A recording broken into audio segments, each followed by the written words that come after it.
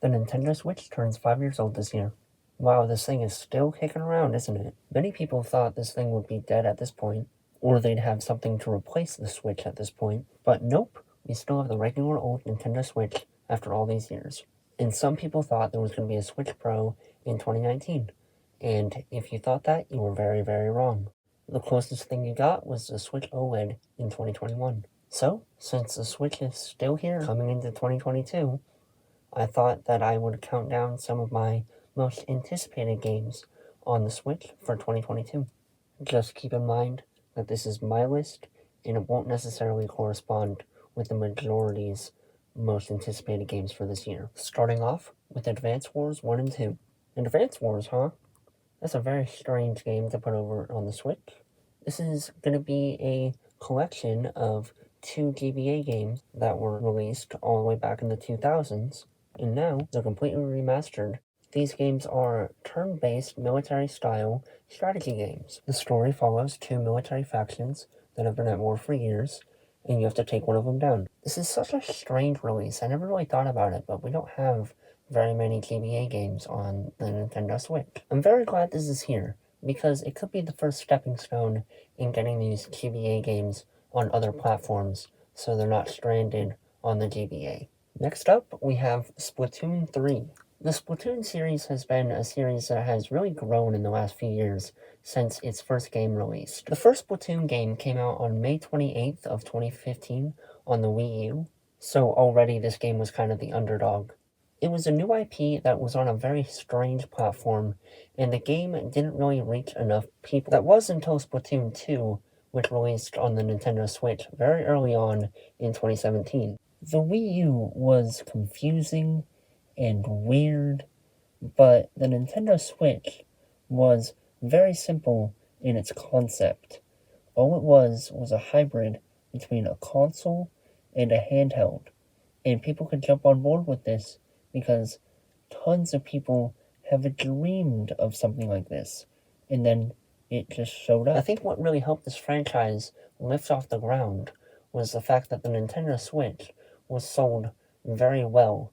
It was sold as a hybrid between a handheld and a console, and who wouldn't want that for their console? Splatoon 2 did much better than Splatoon 1, and it sold 12 million copies as opposed to 1 million. And I think Splatoon 3 will do even better because the series has been on hiatus for some time. I'm predicting that Splatoon 3 will sell at least 20 million copies. Next up, we have a game that I was not expecting to be released in 2022, and that was Sonic Frontiers. In all honesty, I was not expecting this game to be released at all. I had heard nothing about this game until the trailer popped up on my recommended on YouTube, and I clicked on it, and the trailer's amazing. So hopefully, this is a great game and isn't at all like Sonic 07. And also, please let this be its own thing and not try and copy off of Breath of the Wild, because I got some cues that were very similar to Breath of the Wild, and that got me a little concerned, but I'm still optimistic. Next up on my list of anticipation, we have Kirby in the Forgotten Land. Kirby in the Forgotten Land looks absolutely beautiful. This game looks amazing. It looks so polished, and it looks like they spent so much time on it, and the story itself looks so mysterious, and I just want to figure out what this game is all about. I am so hyped for this game. Lastly on my list, the cream of the crop, the most anticipated game for this year, The Legend of Zelda Breath of the Wild 2. This game looks great, but I have a confession. Forgive me, Father, for I have sinned. I don't like Zelda.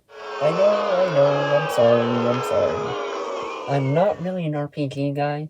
I'm more of a platformer guy, so Mario is more my speed. I'm just not really into the hundreds of hours that you have to grind in this game, or how open the world is. It lacks direction for me. I need an objective. I need something to complete. I'm sure the game is great. I'm just not the right guy to play this game. I feel like I dug this video into a weird hole that I'm not sure I can get out of.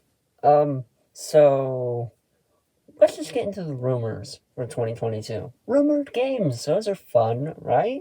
I've heard a lot of rumors around Odyssey too. I'm not sure about this one, but man, do I want it to be true.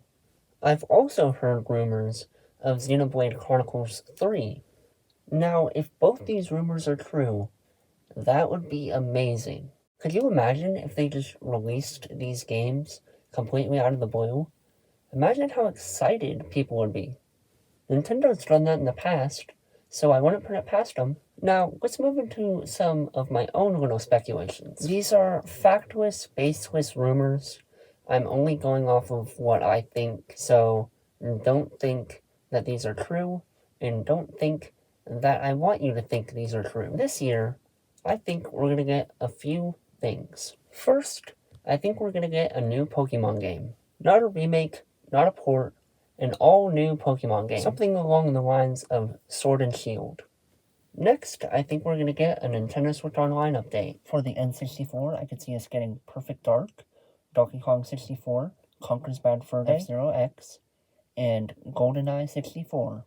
For the Sega Genesis side of things, I could see us getting Sonic 3, Gunstar Heroes, ToeJam and Earl, Phantasy Star 3 or 4, and Altered Beast. So, I think that rounds out my most anticipated games for 2022, and I threw in some of my own little speculations in there for some fun. I hope you guys enjoyed, and I will see you in the next one.